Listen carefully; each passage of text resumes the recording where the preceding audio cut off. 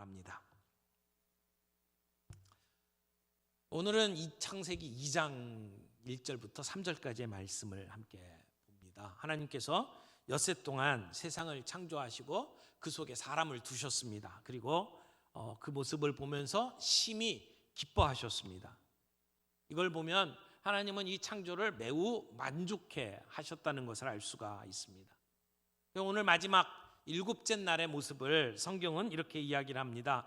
2장 1절에서 하나님께서 온 창조의 일들을 마치셨다. 2절 말씀은 그 마지막 일곱째 날을 하나님께서 안식하셨다. 그리고 3절에서는 그 일곱째 날을 하나님께서 복 주시고 그리고 거룩하게 하셨다. 이런 말씀으로 오늘 우리에게 주셨습니다. 오늘 이 말씀 가운데 우리가 세 가지 함께 살펴보기를 원합니다. 첫 번째는 하나님께서 자신의 창조 사역을 완성하셨다는 것입니다. 엿새 동안 하나님께서 천지를 창조하신 후에 일곱째 날이 되었습니다. 창세기 1장에서는 창조하신 날마다 하나님은 창조의 질서를 세우시고 비어있는 공간을 채우셨습니다. 그리고 그 만드신 것과 하나님은 교통하셨습니다. 그런데 일곱째 날에 이르렀을 때에 이 모든 것이 다 완성되어 이루어졌다는 겁니다. 창조의 전체가 완성된 것입니다. 지난 6일 동안은 그 설명하는 패턴이 비슷했습니다. 일관된 문체를 가지고 하나님께서 첫째 날에 뭘 창조하시고 둘째 날에 뭘 창조하시고 이렇게 쭉 설명을 해가셨어요. 근데 일곱째 날에 이르러서는 전혀 다른 스타일로 창조 사역을 소개를 합니다. 그래서 어떤 분들은 이 패턴을 6+1 패턴이다 이렇게 소개를 했어요.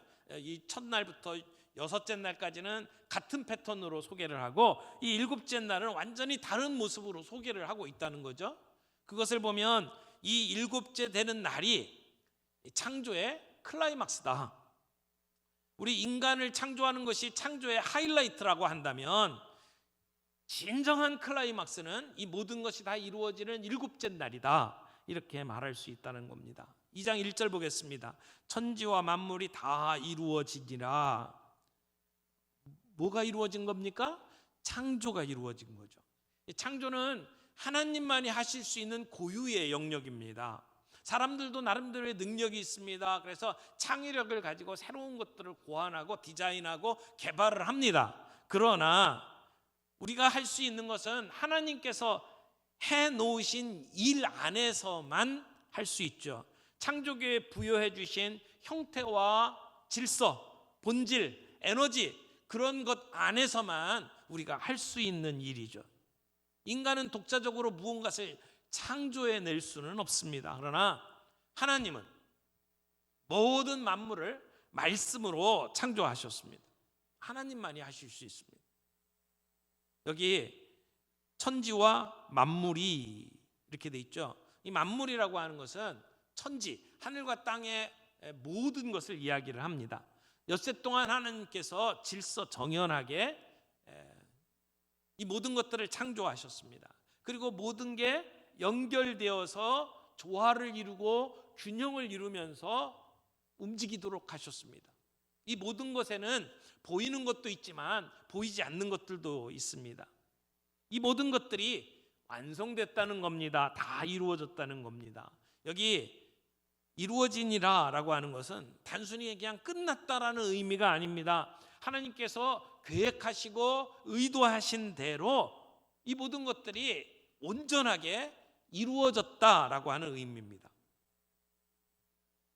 하나님께서 일곱째 날에 쉬신 것은 첫째 날부터 여섯째 날까지 일을 하다 보니까 너무 지치셔서 이제는 피곤하셔서 어쩔 수 없이 거기까지만 했다 이런 얘기가 아닙니다. 하나님이 계획하신 대로 의도하신 대로 이 모든 만물들이 지어졌다. 그래서 조화와 균형을 이루면서 아름답게 마무리됐다라고 하는 것을 의미하는 겁니다.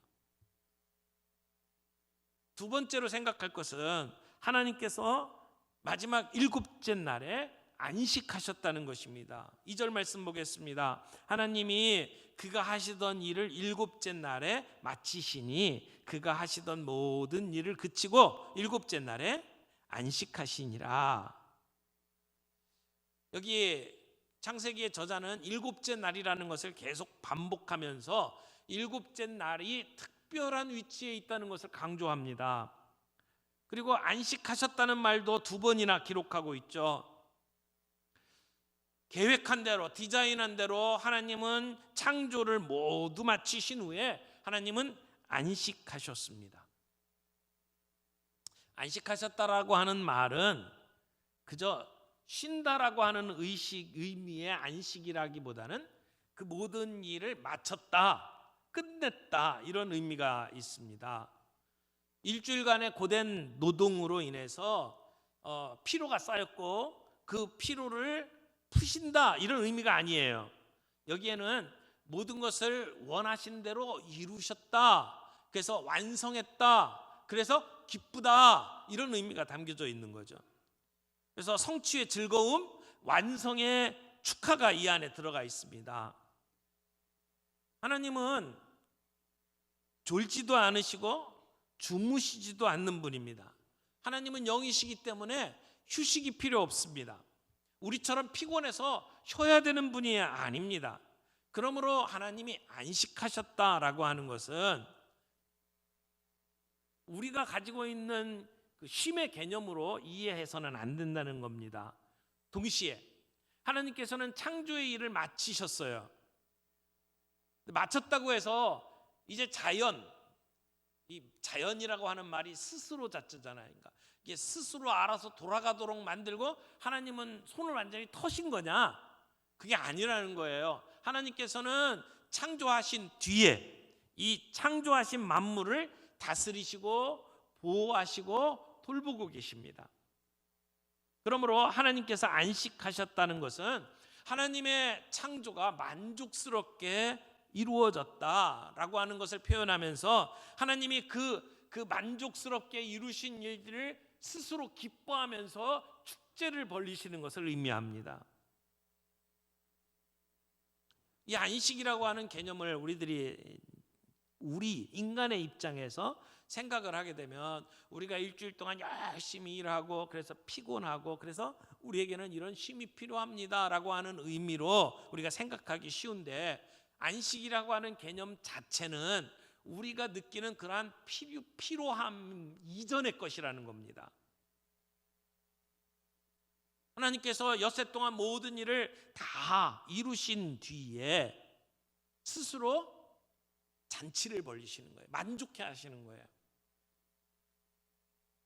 안식일은 세상 만물의 창조주이신 하나님의 잔칫날입니다. 그래서 우리가 안식일을 지킨다라고 하는 것은 하나님께서 창조의 잔치에 우리를 초대하셔서 우리가 그 잔치의 향연에 참여하는 것을 의미합니다. 얼마나 영광스러운 일입니까? 하나님께서 기뻐하시는 자리에 우리를 초대해서 우리가 그 자리에 참여하고 있다. 이것은 엄청난 영광이죠. 기쁨이죠. 감사죠. 그러므로 우리는 피조물로 지음받은 존재로서 창조주 하나님이 하시는 것과 동일하게 일곱째 날을 구별해서 그 창조하신 하나님의 능력과 권세와 영광을 찬송해야 합니다. 세 번째는 하나님께서 이 일곱째 날을 복주시고 거룩하게 하셨다는 것입니다. 3절 말씀 보겠습니다. 하나님이 그 일곱째 날을 복되게 하사 거룩하게 하셨으니 이는 하나님이 그 창조하시며 만드시던 모든 일을 마치시고 그날에 안식하셨음이니라. 일곱째 날에 자신의 창조 사역을 멈추셨을 뿐만 아니라 그것을 기념하는 뜻에서 거룩하게 하셨다는 것입니다. 하나님께서 안식하셨다라고 하는 것은 하나님께서 창조하신 모든 일들이 만족스럽게 완성되었고 그래서 일곱째 날에 하나님이 특별한 의미를 부여하셨다는 것입니다. 거룩하게 하셨다라고 했어요. 여러분, 거룩이라고 하는 이 표현이 안식과 더불어 처음 사용되었습니다. 그러니까 하나님이 이 일곱째 날을 축복하시면서 거룩하게 하셨다는 거예요. 근데 그 거룩이 안식일과 연관되어 사용되고 있어요.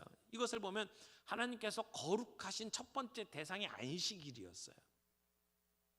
다시 말하면 하나님이 창조하시고 제일 먼저 거룩하게 하신 것이 시간이었다는 것입니다. 그날을 따로 구별하시고 그날을 거룩하게 하셨어요. 그 말은 특별한 날이다라고 하는 말이죠. 제7일은 6일 동안 이루어졌던 것과는 뭔가 다른 특별한 날이다라는 것을 얘기를 하는 거죠. 베스터만이라고 하는 신학자가 이 7일째를 특별히 구별하는 것에 대해서 이런 해석을 했습니다. 7번째 날을 거룩하게 구분하신 것은 앞으로 인류가 시간이 어떻게 나누어졌는가를 의식하며 그 순리와 질서에 따라 살아가도록 명령하는 것이다.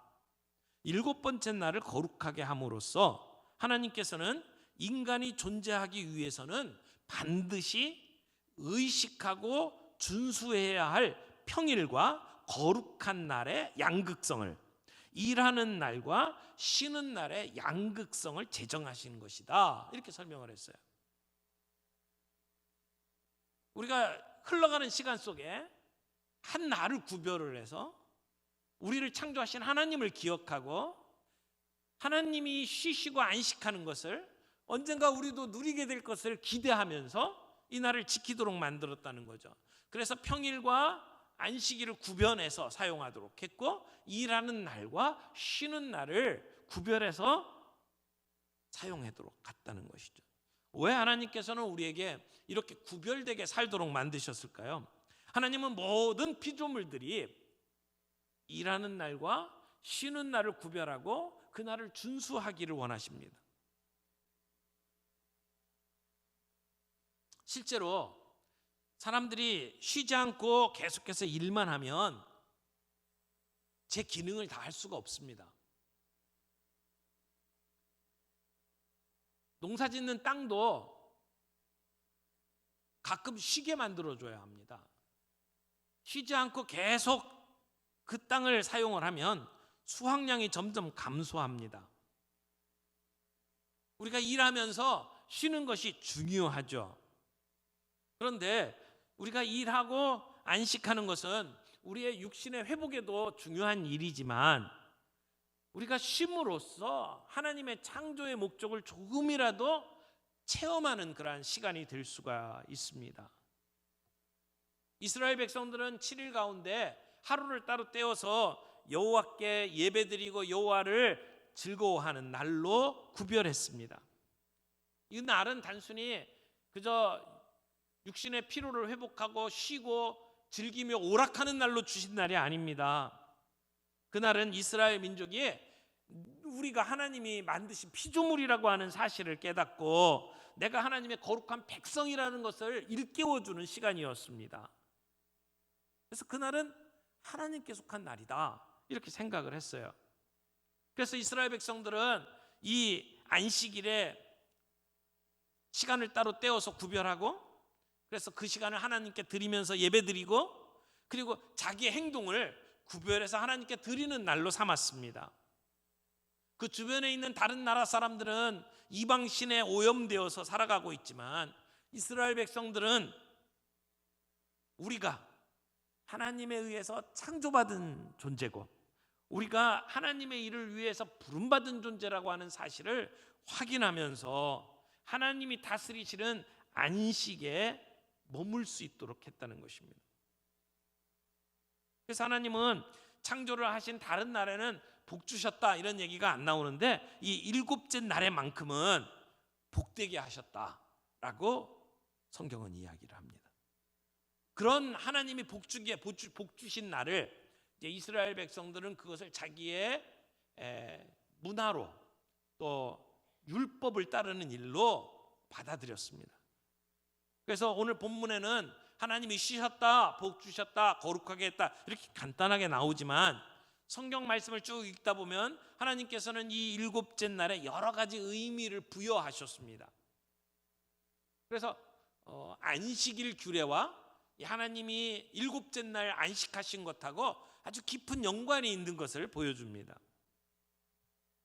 이제 창세기 다음 장이 출애굽기죠. 출애굽기에 가장 우리가 기억하는 것이 출애굽기 20장입니다. 하나님께서 시내산에서 이 이스라엘 백성들에게 십계명을 주시죠.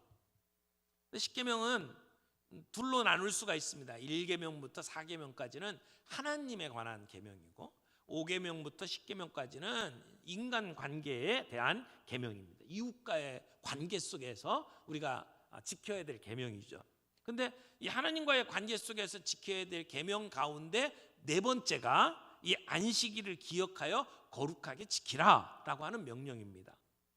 그것은 하나님께서 창조하시고 안식하셨기 때문이라고 덧붙여 놨습니다.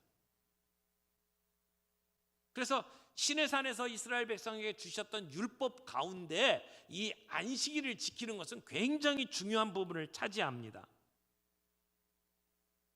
그냥 단순히 안식일을 지키는 것으로 끝나지는 않고 그들의 일상적인 삶 속에서 안식일을 구별해서 거룩하게 지키도록 하나님은 그 백성을 이끄셨습니다. 이스라엘 백성들이 광야를 지나가는 동안에 그 사막에서 먹고 살 것이 없잖아요. 하나님께서는 그들에게 메추라기를 보내주시고 그리고 만나를 주셨습니다. 근데 매일매일 평일날에는 자기들이 하루 먹을 치 메추라기와 만나를 수확을 해가지고 그리고 먹으면 됐어요. 그런데 안식일에는 메추라기와 만나를 내리시지 않았습니다. 그래서 안식일 전날 이틀분의 양식을 수확을 해야만 했어요. 이틀분의 안식을 거둬들여야만 했습니다. 그리고 안식일날 그것을 먹도록 만들었어요. 근데 재밌는 것은 평일날 주신 만나는 그 다음날 되면 썩어요. 그런데 안식일 전날 이틀째를 모은 것은 안식일까지 썩지를 않았습니다. 이러한 과정들을 통해서 안식일이 어떤 것인지를 이 이스라엘 백성들이 몸으로 경험하면서 살 수 있도록 만들었습니다. 근데 성경을 보면 그때에도 말 안 듣는 사람들이 있잖아요. 하루치만 거두라고 얘기했는데 욕심이 많아가지고 그래가지고는 이틀째를 막 거둬들일 사람도 있어요. 근데 갖고 갔는데 썩죠. 안식일날 일하지 말라고 했는데 안식일에도 뭔가 거두겠다고 나가는 사람이 있어요. 민수기 15장에 보면 땔감을 주우러 안식일에 나갔다가 안식일을 범했다는 이유로 돌에 맞아 죽은 사람의 이야기가 나옵니다. 그러니까 안식일을 지키지 않으면 돌에 맞아 죽을 정도로 이 십계명에서 안식일은 굉장히 중요한 비중을 차지하고 있었습니다. 이 안식일을 지켜야 된다라고 하는 율법은 어떻게 보면 하나님을 위한 것처럼 생각될 수 있습니다만은 실제로는 인간과 가축을 배려하는 하나님의 마음인 것을 우리는 알 수 있습니다. 사람은 욕심이 있기 때문에 뭔가를 과도하게 할 가능성이 높죠. 6일 동안 일하고 하루를 쉬라고 하셨는데도 우리는 그거 좀 더 벌겠다고 계속해서 일합니다. 우리만 일하는 게 아니라 가축들까지도 계속 일을 시킵니다.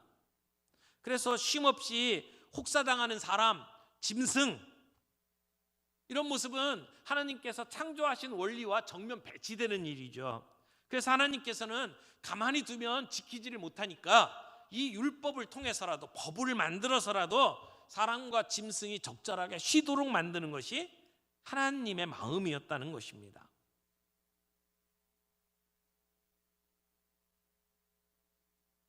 모세오경 가운데 제일 뒷부분에 있는 성경이 신명기입니다. 신명기는 앞에서 출애굽기 20장에서 율법을 주셨던 그 내용을 이제 이스라엘 백성들에게 다시 한번 반복하는 내용입니다. 출애굽을 했던 제1세대가 광야에서 다 죽었어요. 그리고 광야에서 태어난 출애굽 2세대가 이제 가나안 땅에 들어가기 위해서 준비하고 있었어요.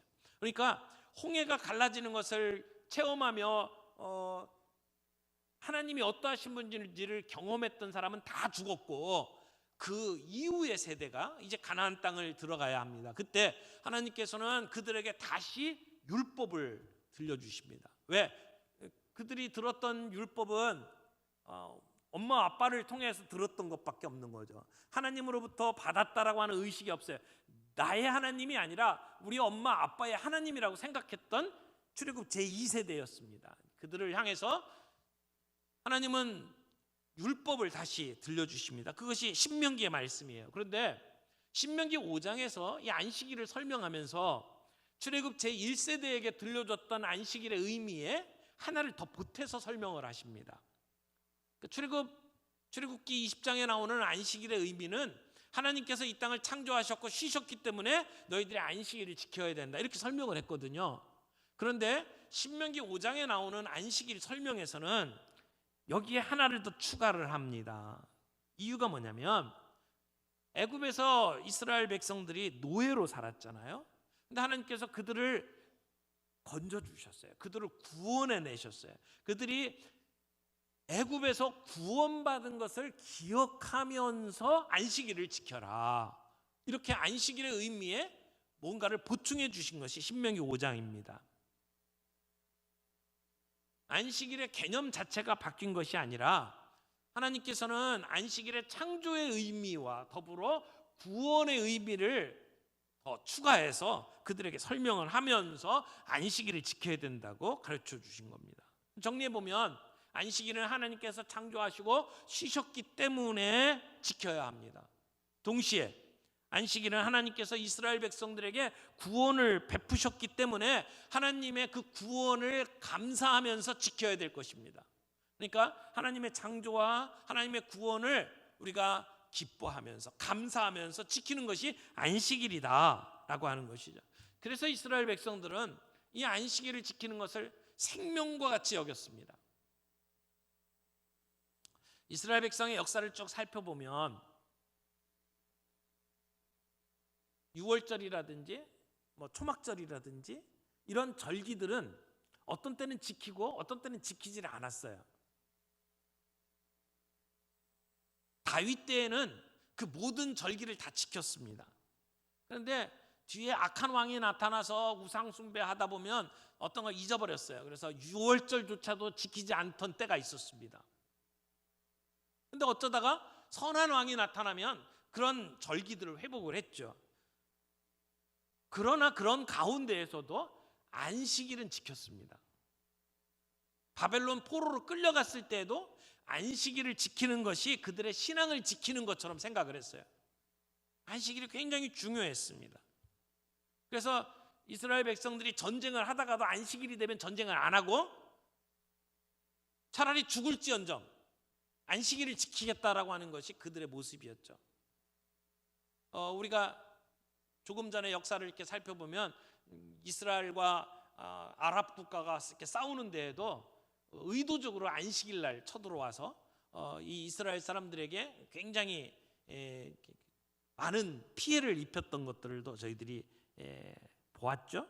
안식일을 지키기 위해서 그들이 큰 피해를 당하는 거 알면서도 싸우지를 않았어요. 그 정도로 안식일을 중요하게 여겼다는 것입니다. 그래서 이 사람들은 안식일 날 뭔 해야 되고 뭐는 하면 안 된다라는 규례를 엄청나게 자세하게 만들었어요. 그래서 39가지 조항을 만들고 그 밑에다가 세부 조항을 쭉 달아가지고 그래가지고 이렇게 지켜야 된다. 지금도 그렇게 지켜요. 심지어 어떤 호텔 같은 데 들어가서 날씨가 추워가지고 이 히터를 켜야 되는데 히터를 켜는 건 안식일을 지키지 않는 것이 돼버리니까 옆에 있는 사람들에게 부탁을 해갖고 저 히터 좀 켜달라고 그렇게 부탁할 정도로 아주 세세하게 지킵니다.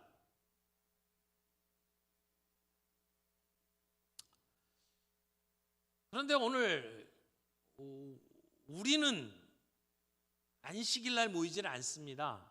주일 날 모입니다.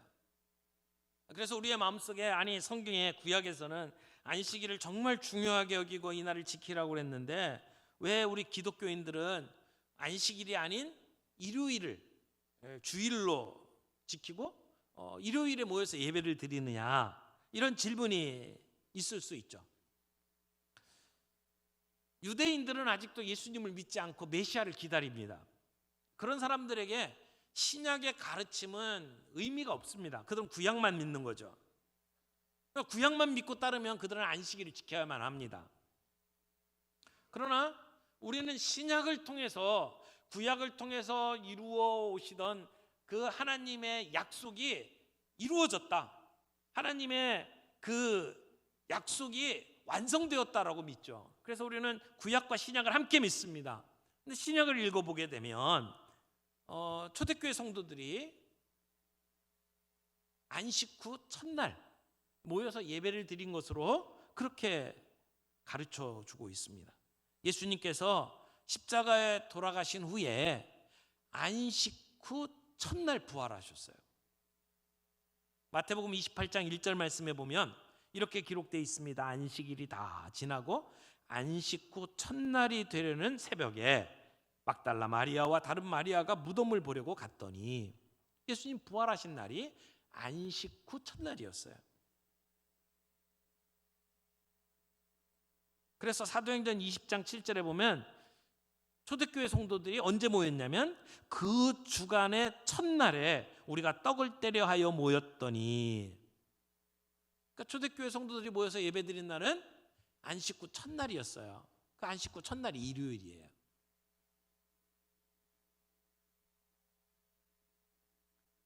요한계시록에서는 그 안식 후 첫날을 주의 날이라고 명칭을 합니다.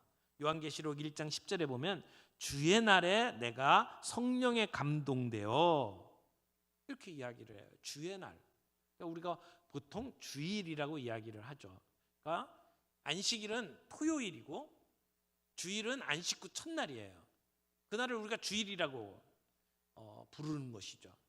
근데 오늘 우리가 주일을 이렇게 구별을 하고 주일날 예배를 드리는 것은 안식일의 주인 되신 예수님이 죽음 가운데 부활하신 날이기 때문에 그 주님이 부활하신 날이 더 의미 있는 날이라고 생각하고 우리는 그날을 쉬는 날로 정한 것입니다. 우리가 안식일을 지킨다라는 개념이 결국은 주일을 지키는 것으로 그 개념이 바뀌었고, 그 주일에 바로 우리는 그 하나님의 안식을 기억하는 거예요. 하나님의 안식 속에 들어가기를 원하는 거예요. 하나님은 엿새 동안 일하시고 제7일에 안식하셨어요. 근데 엿새 동안은 계속해서 저녁이 되고 아침이 되니 몇째 날이다 이렇게 나오잖아요. 그런데 7일에 이르러서는 그 얘기를 안 합니다. 7일에는 뭐 저녁이 되고 아침이 되니 몇째 날이나 이런 얘기가 없어요. 그래서 학자들은 이런 얘기를 합니다. 하나님에게 있어서는 첫째 날, 둘째 날, 여섯째 날, 그리고 7일째가 계속된다. 하나님이 안식하시고 하나님의 안식은 계속되는 거다라고 설명을 합니다. 근데 우리는 계속해서 반복되죠. 일주일이 지나면 우리는 안식일이 지나고 그 다음에 또 다시 시작이 돼요. 그래서 우리 일주일에 한 번 안식일을 지키는 것으로 우리는 살아갑니다. 그 지키는 안식일은 영원히 안식을 취하시는 하나님의 안식을 내다보는 날이에요. 그래서 우리의 안식일을 지키는 것은 어떤 면에서는 종말론적 의미가 있다 이렇게 얘기해요. 우리가 언젠가 주님 앞에 서게 되는 날 우리는 그 하나님의 영원한 안식을 함께 누리게 될 거예요. 이 땅에 살아가는 삶이 피곤하고 힘들고 우리는 이런 고통 속에 살아가지만 언젠가 우리가 주님 앞에 서게 되는 날 우리는 영원한 안식에 들어가게 된다.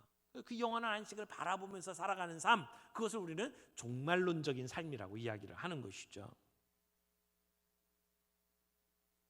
근데 월터 브루그만이라고 하는 분이 이 안식에 대한 책을 쓰면서 이렇게 설명한 적이 있어요.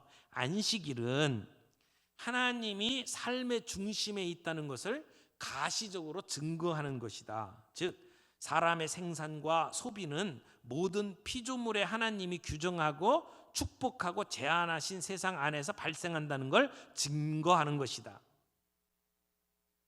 우리가 일주일 동안 일합니다. 열심히 일해서 돈을 벌죠. 그런데 우리가 그렇게 일하는 것들 가운데 하루를 따로 떼어놓는 것은 우리가 뭔가를 포기하는 것일 수도 있어요. 돈 버는 것을 포기하는 것이고, 우리가 뭔가 즐기고 우리가 누릴 수 있는 걸 포기하면서 우리가 안식을 누리는 거죠. 그것은 우리의 삶이 하나님 중심으로 이루어지고 있다는 것을 증명하는 것이라고 설명을 하는 거죠. 우리는 우리의 자율성의 일부를 포기하고 창조주 하나님에 대한 우리의 의존성을 인정하는 것이 안식일을 지키는 것이다. 만약 이런 것이 없이 우리가 계속해서 일만 하면서 사는 것은 우리의 삶이 내 스스로 컨트롤하고 있다라고 하는 것을 의미하는 것이라는 거죠. 우리가 내 삶을 이렇게 다스릴 수 있다고 착각하면서 살아가는 삶. 그러나 안식일을 우리가 기억하고 지키는 것은 하나님이 궁극적으로 내 삶의 중심이라고 하는 것을 인정하는 삶이다라고 이야기를 하는 거예요. 사랑하는 성도분, 우리가 우리의 삶 속에 이러한 안식을 누리기를 원합니다. 우리의 삶 속에 이러한 안식의 시간들이 필요합니다. 이런 안식을 얻으려면 우리가 안식을 습관화할 필요가 있습니다. 안식에 습관이 되어 있는 사람이 안식을 누릴 수 있어요. 안식이 습관이 되지 않는 사람은 안식을 하려고 해도 안 돼요. 여러분, 노는 것이 익숙해야지 놀 때 놀 수 있습니다. 늘 일만 생각하고, 그리고는 노는 게 어떤 걸 모르는 사람은요, 휴가를 주고 안식하라고 해도 놀질 못해요. 그 시간에도 계속 일하고 있어요. 일 중독 빠진 거죠. 그럼 어떻게 하면 우리가 이런 안식을 습관화할 수 있을까요? 무엇보다도 안식을 위한 시간과 장소를 마련할 필요가 있습니다. 하나님께서는 이 하나님의 백성들에게 안식일을 강제로, 의무적으로 지키게 만드셨어요. 그래서 그 율법을 어기면 죄로 엄하게 다스렸어요. 사람뿐만이 아니에요. 땅도 그랬어요. 안식년이 되면 6년 동안 땅을 경작을 하다가 안식년에는 그 땅을 쉬게 만들었어요. 왜 그렇게 하셨어요? 하나님의 백성이 안식을 누리지 못할까 봐.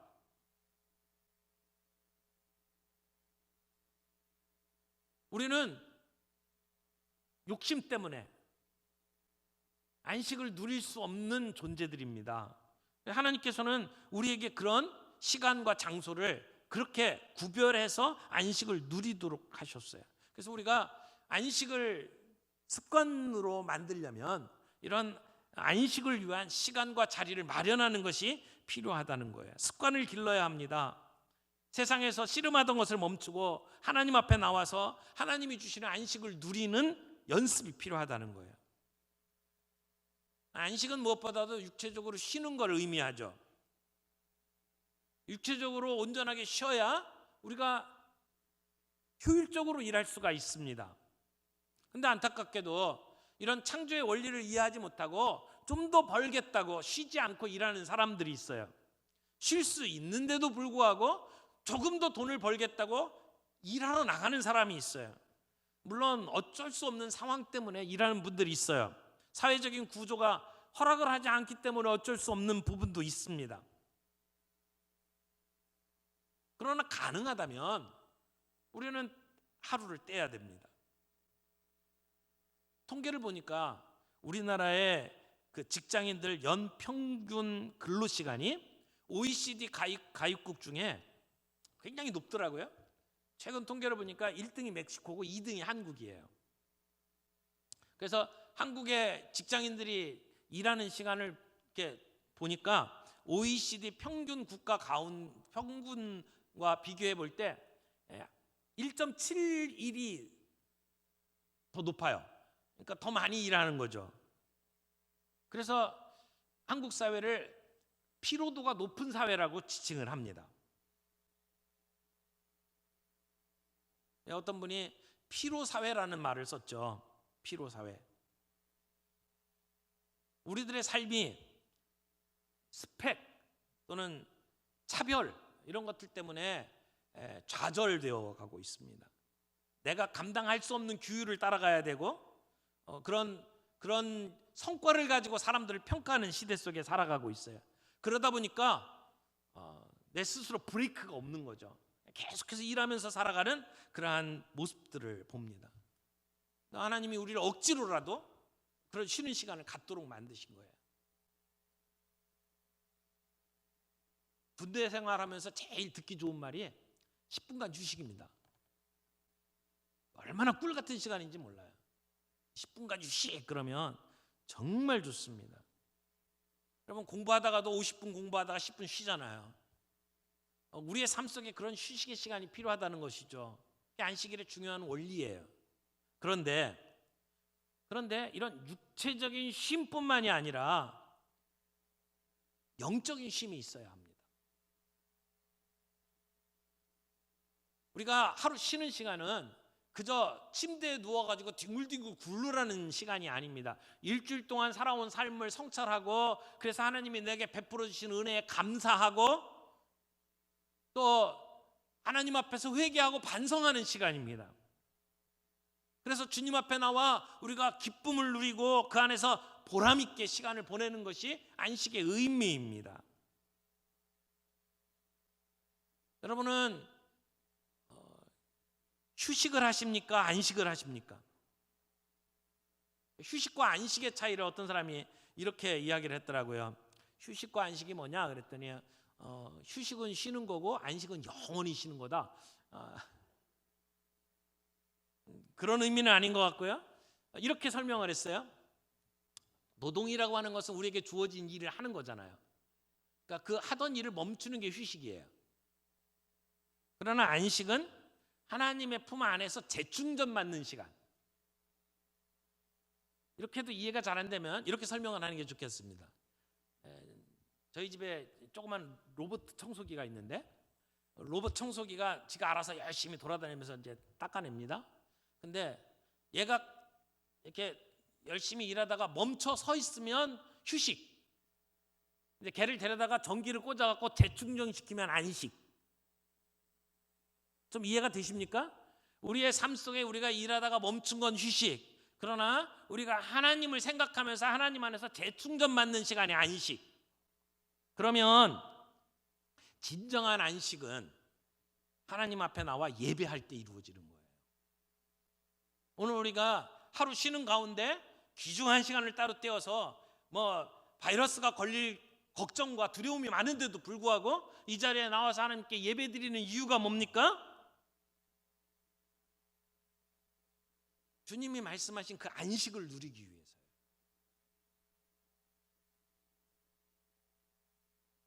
안식일에 하나님은 하나님 앞에 나와서 예배하도록 하셨어요. 왜냐하면 하나님 백성들에게 있어서는 영혼의 쉼이 있어야 되니까.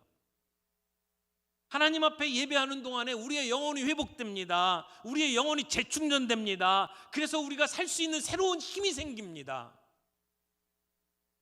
그래서 예배가 중요한 겁니다. 우리가 안식을 얻고자 하면 이 사실을 잊지 말아야 합니다. 우리가 쉼을 생각할 때에 육체적인 쉼뿐만이 아니라 영혼의 쉼이 있어야 된다는 것입니다. 내가 내 인생의 주인이 되어서 이 세상 일에 얽매여서 살다 보면 이 예배가 오히려 짐이 될 때가 많지만, 그러나 우리가 예배에 실패하면 그냥 단순히 예배에만 실패하는 것이 아니라 하나님과의 관계에 실패하는 겁니다. 안식을 누리지 못하는 겁니다. 그래서 우리는 예배를 위해서 우리의 컨디션을 조절해야 합니다. 밤새도록 영화 보다가 이 자리에 나와 있으면 꾸벅꾸벅 졸 수밖에 없죠. 예배가 우리를 살리는 겁니다. 그러므로 안식일의 의미를 우리가 제대로 이해하고 누리려면 우리의 시각을 바꿔야 합니다.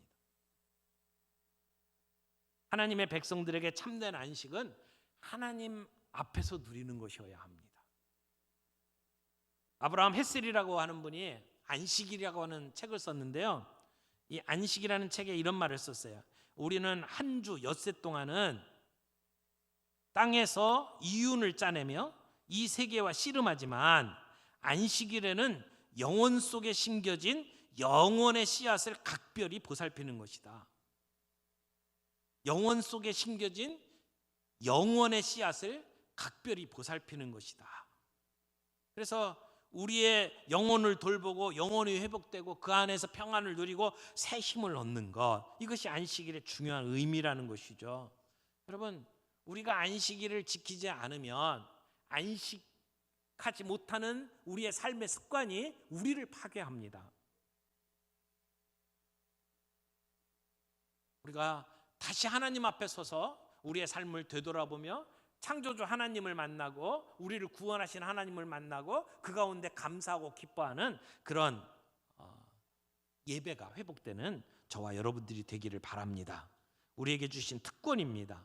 이 특권을 우리가 누리면서 우리가 다시 힘을 얻고 다시 새로운 소망 가운데 우리의 삶을 살아갈 수 있는 저와 여러분들이 되기를 바랍니다. 기도하겠습니다. 사랑의 하나님 아버지,